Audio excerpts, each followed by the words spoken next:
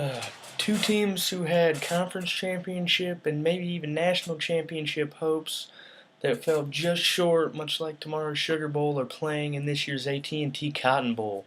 Two teams that have played each other many a time when both were in the Big 12. Oklahoma State and Missouri are going to square off in a tough battle. Two great high-octane offensive teams. So I'm going to start this video by talking about the Oklahoma State Cowboys coming out of the Big 12, the slick black and orange colors. This is a tough team. Um, this is their first good year since a couple years ago when they had Brandon Weeden and were national title contenders. Fell just short, third in the nation. These guys were unbelievably tough this year, and if it weren't for one or two, those two losses they had that were both close and both kind of chokes, they really could have won the national or been in the national title game, which means they could have won it too, obviously. But anyways, these guys won every game they were supposed to. They beat all the easy opponents like Texas, Stephen Austin, Lamar, and all them. They had a win over an SEC foe in Mississippi State, 21-3 early in the year. Actually, not a team that both these teams have in common, even though Missouri's in the SEC. They didn't get them on their slate this year, but it's interesting to see that Oklahoma State did play an SEC talented team. Their two losses on the year were a 30-21 shocker in Week 4 at West Virginia, and one that hurt for them in their last game of the year with a shot at the Big 12 championship. They lost 33-24 on two very late scores from Oklahoma. Oklahoma ruined their shots at the conference title, even though Oklahoma State had wins over 24th ranked Texas 38-13 and 4th ranked Baylor 49-17. Just the week, like 2 weeks before that match.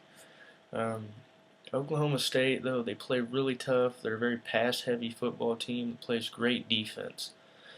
They had 268 yards a game passing, mostly with quarterback Chelf, who took over a little ways into the season. He had 1,792 yards and 15 touchdowns. Their other quarterback, Walsh, had 1,333 yards and 9 touchdowns. Both quarterbacks are capable in their own right, but Chelf is the main man. They ran for only 172 yards a game, not a lot, but Rowland had 745 yards and 12 touchdowns, and Smith had another 442 and 9. These guys had a great year, going 10-2 and 7-2 in Big 12 play. Two losses being the West Virginia, Oklahoma. Their conference wins were over K-State, TCU, Iowa State, Texas Tech, Kansas, Texas, and Baylor. Some pretty good opponents in that mix. Most of them they actually beat pretty handily, especially that Baylor game, which was kind of a shocker. They really hit them in the mouth and won big. This was a team that just lost a couple close games that kept them out of any significant games, but still was a good enough record and play to be 13th in the nation and get this BCS Bowl bid. And they're hoping to put up a lot of points. They're averaging 39.8 a game, 13th in the nation. They're hoping to stop a lot of points from being scored also, as their defense is also 13th in the nation, averaging 20 points given up. That is a 19.8 point differential, one of the best in college football. And that's because this team is very stout. Now, their big keys to this game are just going to be keeping the ball for themselves, putting up a lot of points, because the team they're playing puts up a lot of points. This game has a lot of potential to be a shootout. Their defense is going to have to play big. Their offense is really going to have to put up some big points to keep up, because they're playing the Missouri Tigers. Outside of Auburn, one of the most shocking schools in the SEC and altogether this year. They went through a tough SEC schedule and came out mostly on top of it. They won 11 of their 12 regular season games, beating Murray State, Toledo, IU, and Arkansas State in non-conference play before going into the SEC conference games. And they were able to beat Vanderbilt handily. They beat Georgia 41-26, beat Florida 36-17, and suffered their one major setback at 27-24 heartbreaking loss in double overtime to South Carolina. But they followed that up with 4 straight wins. Tennessee, Kentucky beat up on Ole Miss 24-10, and they were able to play big late and come back against Johnny Football and Texas A&M 28-21. And put them in the SEC title game. They were ranked 4th in the nation at the time, with a great chance at making the national title game, playing number 3 Auburn. Unfortunately for them, Auburn won the shootout, Auburn was up 44-42 at the end of the third quarter and scored the only 2 touchdowns of the fourth quarter and won 59-42.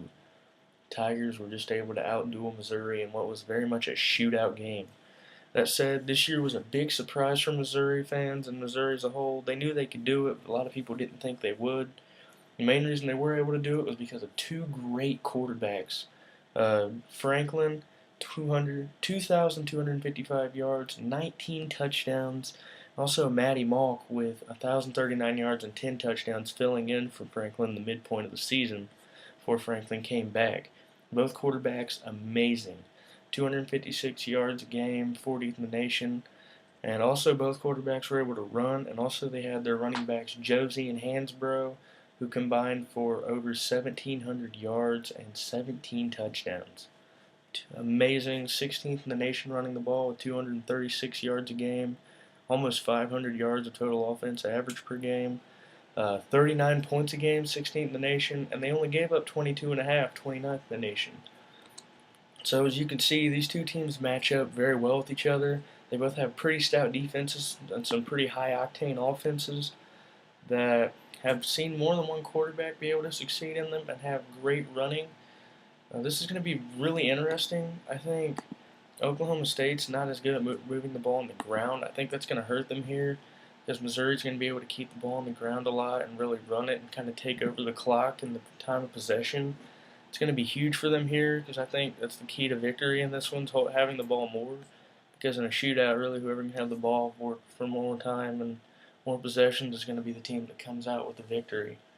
Missouri, very tough squad. This game's being played in Arlington, Texas. Good, not really a midway point, but a good neutral point for these two teams. Fans are going to be screaming. Both teams are going to be wanting it bad. It's a rivalry game of sorts, as these two teams have played each other for years in the Big 12. This is like their 52nd meeting or something ridiculous. Oklahoma State are 1.5-point favorites on the spread, but I've actually got Missouri taking this in a close one. They're better on third downs by almost 7%. They score right about the same amount of points per game. Missouri is better on rushes and passing yardage per attempt. I think that's going to be big here. I think it's going to be the little things like that make the difference in this game. And while it's going to be very close, I feel like, and hard fought, I've got Missouri with some strong running play and good quarterbacking late in the game, taking this one 31-28. Missouri Tigers taking the Cotton Bowl and kind of, I guess, salvation. I don't know what the word is for that. Salvaging their season after that rough loss to Auburn that kept them out of the national title game. Let me know what you guys think in the comments below, or if you guys just want to talk about it after the game, even let me know. This is one of the harder ones to predict. I think this one could go either way. It could be a blowout either way if one team doesn't show up or anything else. So let me know what you think. Good luck to both of them. Congrats to both of them on great seasons. And we'll see if Oklahoma can stop that tough receiving core of Washington and Green Beckham, along with the rest of Missouri tomorrow night. Or no, in 2 nights. I must be drunk. Have a good one, guys.